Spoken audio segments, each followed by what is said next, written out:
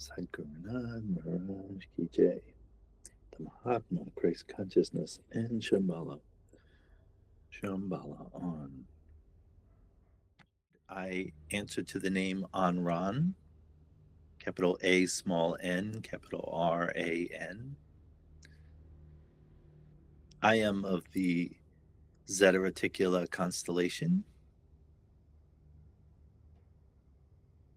Our paths have crossed through many lifetimes, and we agreed to align during this lifetime as there are more and more people awakening spiritually on your planet now than it might be safe to say has ever happened before, collectively. And yes, there are more of you alive at once than there ever have been before. And you're living longer and you're living richer lives. And the obsession with that is what we wish to speak about today. The recognition that your planet cannot sustain an appetite for resources that many, many humans are pursuing. As I said, we're not speaking in general to that population, but we want to acknowledge this is a great stress on all human beings. We'd like to speak to those who are feeling that stress. We're talking about a stress on the land, and that the human organism, through their nervous system, is having to process. In your conversation about the trans and queer communities, this is a very creative way that people are processing energy. Your groupings are some of the first creative outlets for what has been termed stress on the planet and on the human race in general. But the trans and queer communities are doing it in a way that is creative. And this is something more and more people will be paying attention to in the years, months and years ahead, is finding creative outlets for energy, changing the word even from stress to energy, creative outlets to channel that. This has been a project that's been going on for thousands of years on your planet. You could say that the first hominids who picked up mushrooms off the ground and ate them and had a trip were the first to experience the expression of the energy that the planet was opening to. Because this energy doesn't just come from the planet, it comes from the solar system itself. It comes from the very universe that you're inside of. So, as a point of beginning, we're looking at hominids who began a process of writing on cave walls and drawing. And as Ravindra's work tracking shows us, they were not just drawing animals that they wished they would kill or draw to them. Of course, that was there, that dreamlike state of wishing. But in fact, they were creating. They were creating the very physical reality that they would experience. And this is what the experience of the hallucinogens gave to them. There was no scientific community around at that time to say that's impossible. It is not impossible. It is reality. And they, being dumb hominids running around, did not need evidence-based research to find this. They experienced it directly and open to it fully. The introduction of hallucinogens into your culture in the late 50s and 60s, 70s, and continuing today is also part of this movement. But now, for the first time in a very long time on this planet, we have people who do not need to take those things. They can see through the acting, through the movement of others on these television shows that you're talking about, and they're being infected. We would like to call it inspired to take it to the next level of going out in a local city like Ithaca, dressed in makeup and a particular costume that doesn't represent anything to do with Halloween, but an identity that is forming inside that being. And they are projecting that out into their culture. More and more open cultures will recognize this, and thus changes will start to happen. Economic changes, sociological changes, relationship changes, religious, spiritual changes will be taking place in the years ahead. And you could trace it back to the beginnings of these movements. Of course, there is no beginning or end to this experience called life, but this is a dramatic shift that we wish to highlight, of moving away from reactionary, violent resistance to just acquiescence and acceptance that is happening across the board. Ravindra has an early life experience that he shared with us where a group of feminist women in New York City dressed themselves in battle fatigues and went into strip clubs and sat with the men who were watching women take their clothes off. This was a radical change and a seed bearer for change in your culture, as these women did not shame these men, did not put them down, but instead asked them simple questions. Why are you here? What are you getting? What is the purpose for your doing this? This was yet another seed that was planted around changing the narrative, changing the approach, to approach change itself, which the trans movement that you are seeing blossoming around you and the queer movement is opening the door to.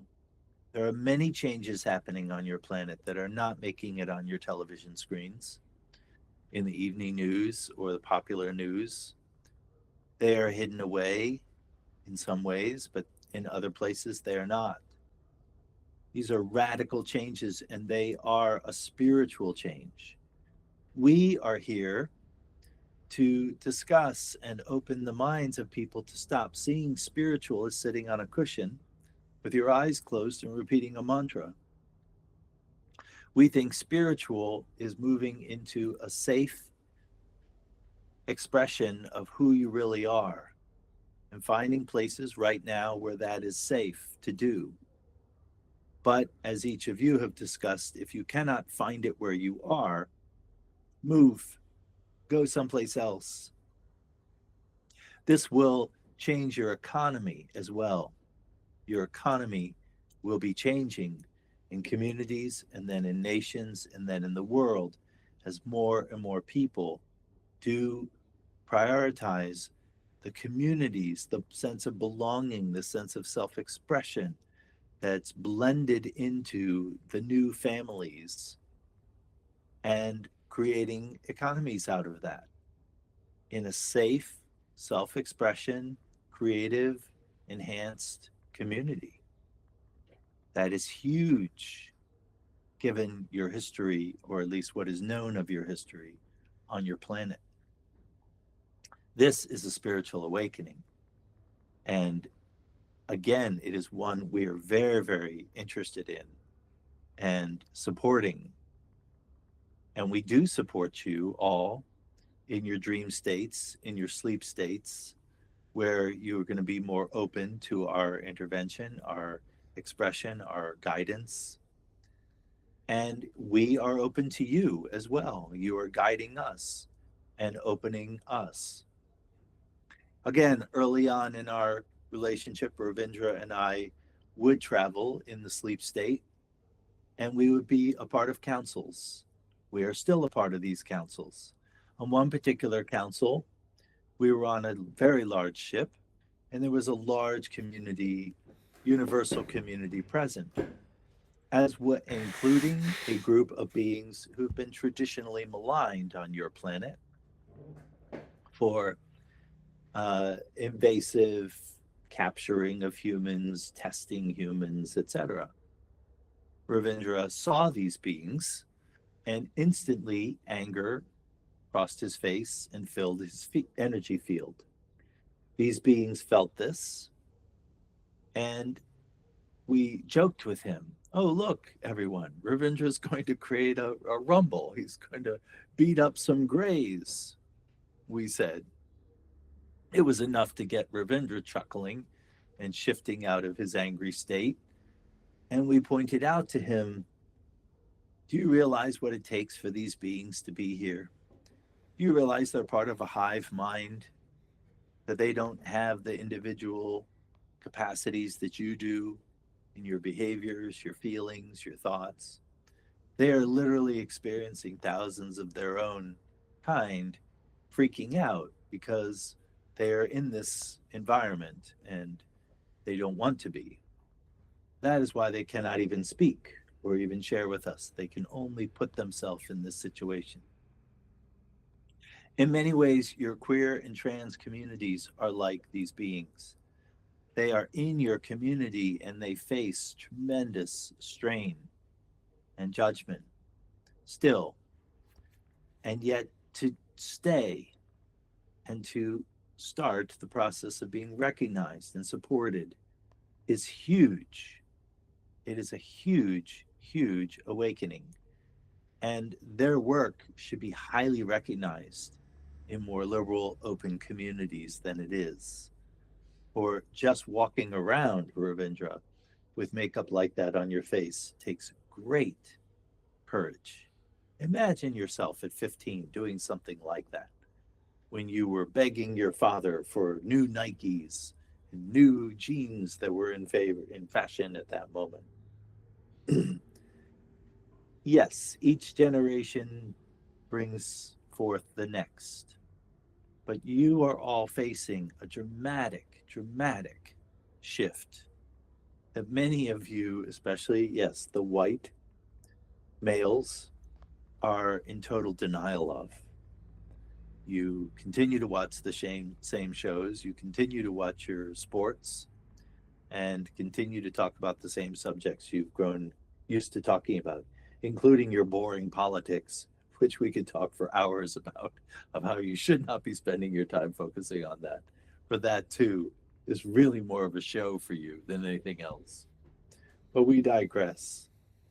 So we praise these young people who, like the young baby boomers, when 15, 14, grew their hair long and started listening to music, including music of Black musicians that radically changed this world and led to the great generation and all the great achievements that you've had in science, politics, economies, even in the environment. It was largely because of a group of people who were willing to tolerate great pressure to conform, who broke out of that. This is what the trans and queer communities are doing now. We ask that the baby boomers among you recognize them as the next wave of young people like yourselves were once, radically changing your culture from the inside out. We also call upon the color communities to recognize them, for they too know what it's like to be pushing against an envelope that was made of steel, as the white community refused to acknowledge the Black neighbors and community members and musicians and actors, except for in isolated places. This has to change, and it is this group of people who are bringing that change in. Pay more attention to it. Stop paying so much attention to the dramas that are being played out in your politics. Don't you remember these were the same dramas started back in the 1960s? Yes, they're dramatic. Yes, they have impacts on the land. But the greater changes, if you if you believe the things you believed back then, what you focus on expands. Like that belief system, what you focus on expands. Then you would do well to focus on these young people who are showing you an entire different lifestyle, an entire different way of living life than you've grown accustomed to. Not relying so much on the almighty dollar, but community. You will remember your roots. Your roots. This covers the baby boomers, this covers the new agers, and it covers the color communities. Remember your roots. When it was enough to have community amongst the people you loved and you pushed each other to create. This is what the revolution now that they are bringing in is so needed. This is what will lead you to recognizing the insanity that you're continuing to play out in your communities, your households, and within your own self. It is over. Allow yourself to take that in. This drive for attaining more, achieving more, getting more stuff has to end. And it is ending with them. They are in community. They're showing you a solution to so many of the world's problems. And if you could just pause a minute and recollect what it was like for you when you were 15, growing your hair long, stepping into new clothes, listening to drastically different music, watching different movies, talk than your parents took, namely caffeine and alcohol and cigarette smokes, nicotine. This is what we're talking about. These young people, these way showers are around you everywhere. Get curious about them, spend time with them, listen to them. They have much to share about a new vision for America and for the world. And whether, just like your generation, whether you get on or not, as one generation already said to you, okay, boomer, you're going to be passed by. You're not going to stop what's happening. It doesn't matter. Just like you brought in, didn't matter. Don't trust anyone over 30. Remember that? That's it. That is here again, and it's happening. We appreciate the time each of you have given to us, and welcome to the new millennium. AnRan out.